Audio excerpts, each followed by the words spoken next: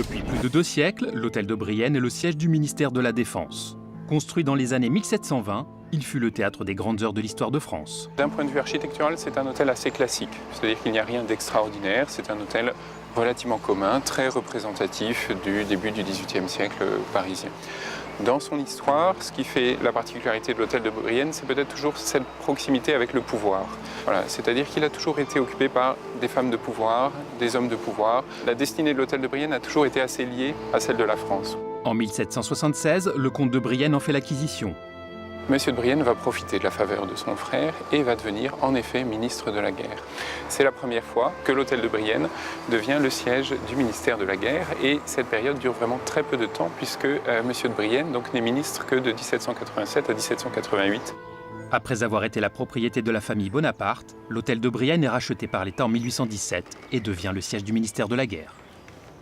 Un ministre, c'est certes quelqu'un qui travaille, mais c'est aussi quelqu'un qui reçoit. Et les ministres de la guerre successifs, au XIXe et au XXe siècle, installent leur bureau plutôt à l'étage, afin de conserver au rez-de-chaussée sa fonction de réception.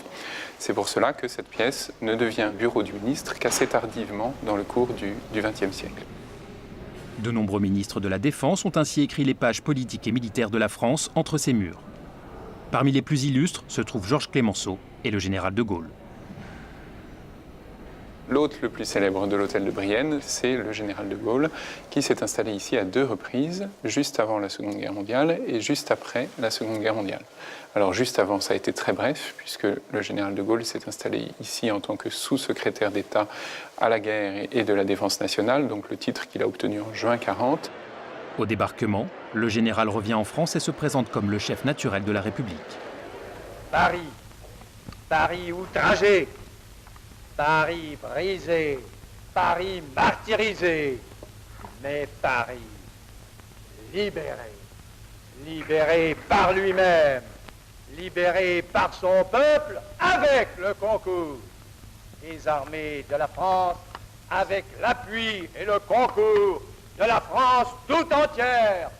Paris est libéré les 24 et 25 août 1944 et le général de Gaulle devient de fait chef de ce qu'on appelle le gouvernement provisoire de la République française. La question qui se pose est où installer ce gouvernement provisoire de la République française. Il n'a pas voulu s'installer à l'Élysée, mais il fallait quand même s'installer dans un bâtiment de pouvoir pour marquer justement cette permanence du pouvoir. Et c'est pour ça que le général de Gaulle, qui connaissait bien l'hôtel de Brienne, a choisi de s'y installer. Cette installation a donné lieu à une fameuse page de ses mémoires de guerre, dans laquelle il explique qu'il a retrouvé les lieux exactement comme il les avait quittés en 1940, 4 ans plus tôt. Par la suite, les ministres de la Défense de la 4e et la 5e République s'y installeront successivement. Dans l'avenir, l'hôtel de Brienne restera ce bâtiment prestigieux qu'il a toujours été et servira de lieu officiel de réception du ministre de la Défense.